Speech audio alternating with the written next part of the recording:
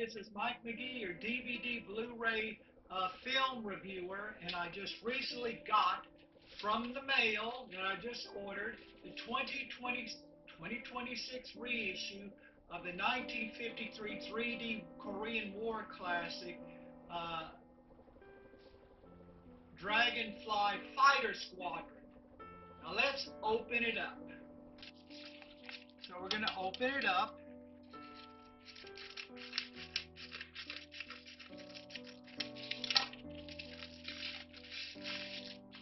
Here it is.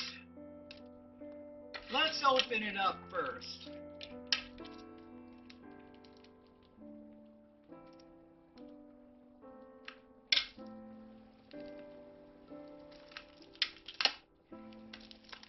These things are so hard to open up.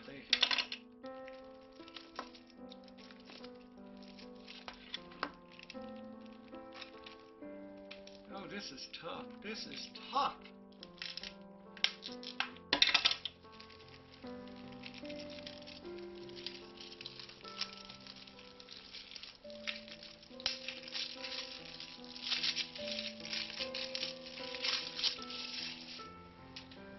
Well, once again, here it is outside the plastic.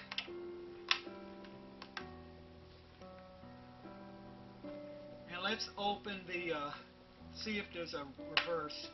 Well, it includes anaglyphic.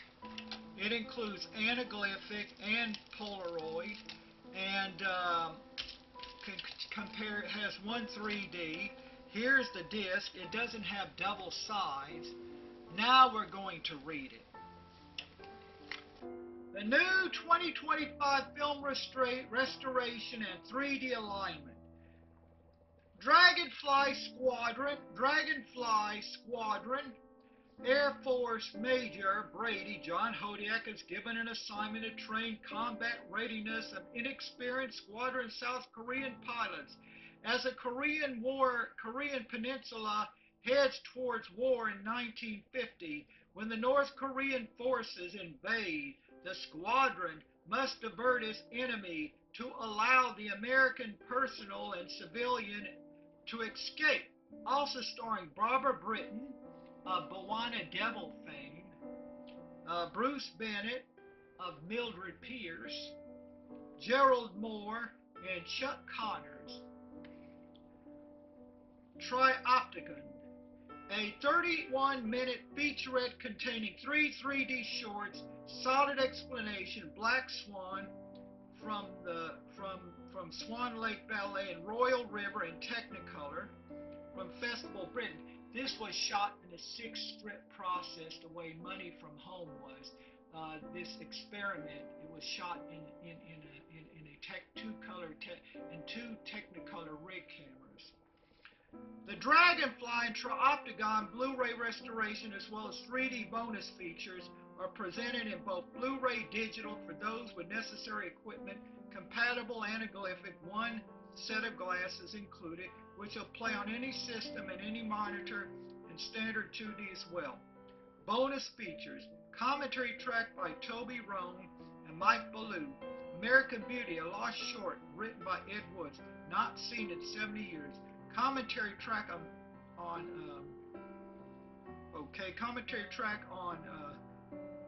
by Will Sloan. Blu-ray 3D. Okay, let's see if it. I'm looking to see if it has the same ratio. Yeah, it's the same 1:6:6:1 ratio. I got it in 2014, and actually it was later than that, but this is an improvement.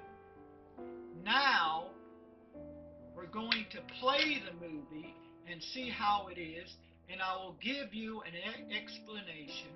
And I might keep the old one that I got as a backup, but it's probably not. It's probably compared. This is probably better than the old one anyhow. That'd be a good backup. Well, I'm back. I just finished watching this picture and reviewing things. Now, what was the difference?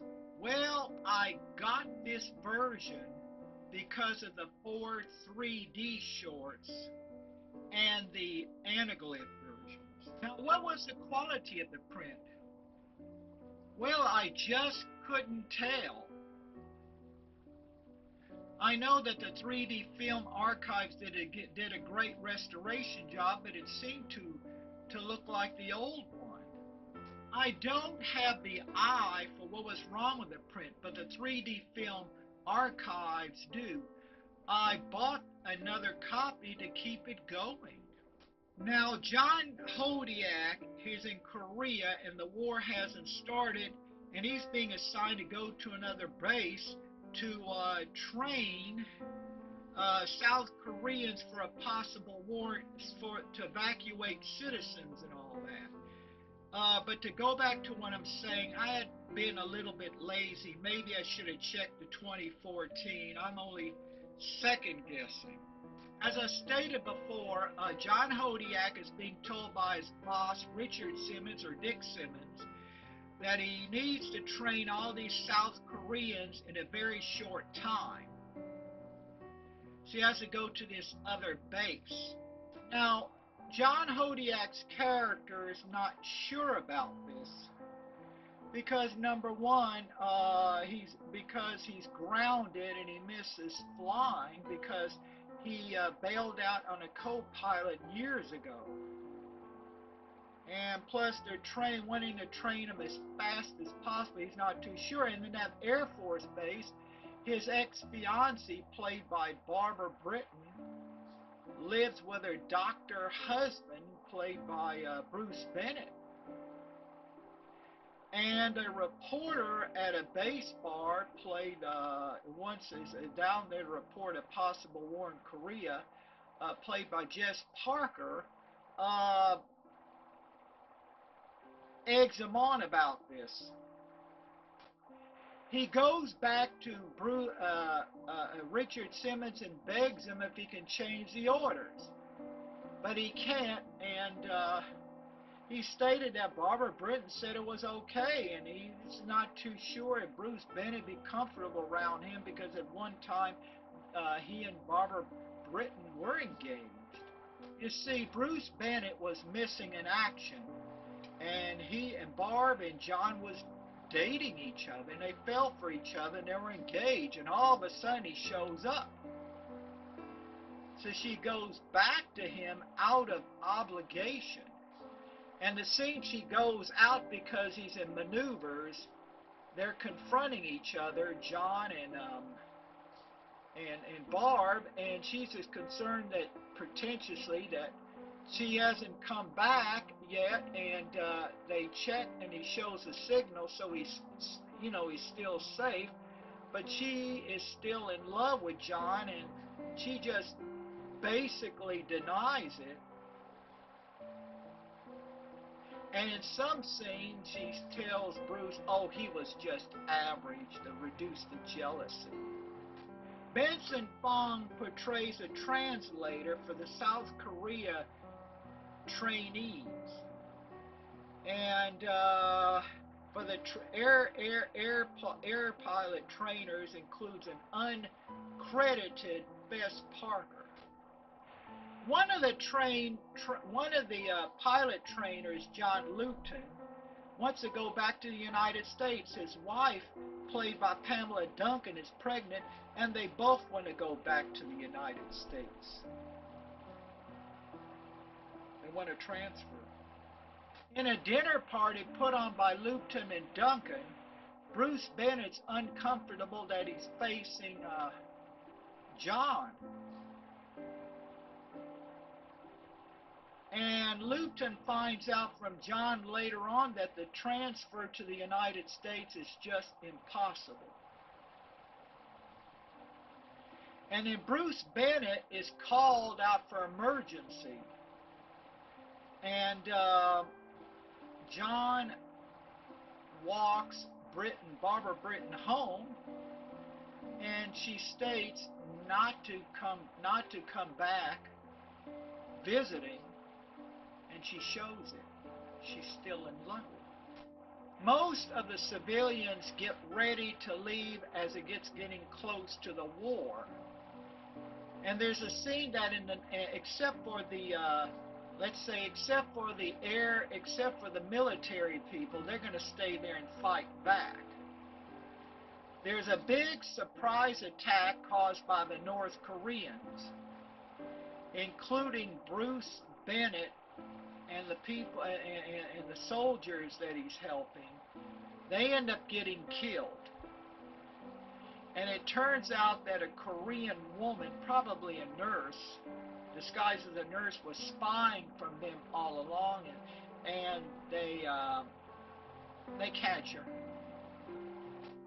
John's character reveals to Adam's William character what actually happened when he had to bail out, and it wasn't his fault. And later on, an accident happens to a pilot, and he has to get some surgery, and he's damaged, and they blame John. And in one scene, he states that you know you're being here. It's not going to be easy, and things like this are going to happen. Now, John gets an idea of how they can, the Air Force men could influence. They could influence the North Koreans believe they're an easy target by going around them to meet up to the people that are going to escape, because, well, they just got no guns to fight the North Koreans. And there's a surprise ending. Now, this includes 4 3D shorts. The first 3 was shot in 51, early 52 for a festival in Britain. In a solid explanation, the earliest of 3D British short, a professor explains the physics of 3D and demonstrates it in a zoo. In Swan Lake, Beryl Gray, prima donna ballerina, and John Field, ballet male lead, does excellent choreography centered around the 3D camera, which is the Spottiswoode camera. And John Retengi plays the tree monster, and his costume is so unusual. And in Royal River, the first 3-strip Technicolor 3D short, which used two 3-strip Technicolor cameras like Money from Home, also in stereophonic sound, which was either recreated or preserved. It explores the Thames River. But when they were exploring it, it was flooded. Some places were over-flooded when they shot it.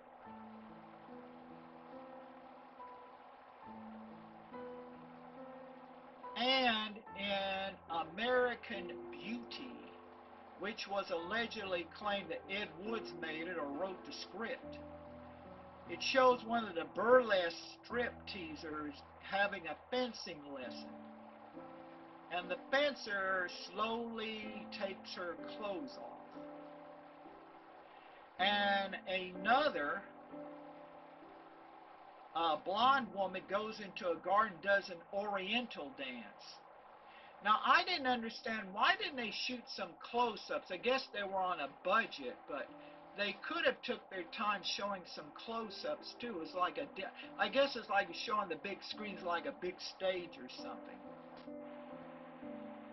Now let me tell you something. After I shot the earlier reviews, I decided to finally make a comparison towards the Olive production, which is this versus this. And let me tell you something when I found out about this older one. This is horrible. I couldn't believe that when I first bought it, it had good quality. It was horrible. It had a lot of dirt on there. The beginning title had scratches. There were a lot of white spots. This first version was terrible. And that was the reason why I got the upgrade. Real reason. What 3D Archives did was excellent, great. But when it was first released, as Bob Furmack one time said, they didn't have enough budget to fully clean it. It was terrible. It was terrible. So when they finally had the budget to fix this up, they just did an excellent job. And I'm going to throw this away too. No legal backup. This is rotten. Now, if you did like this review, please comment, like, and subscribe. If you want to criticize me, I can take it. Write it down. Bye.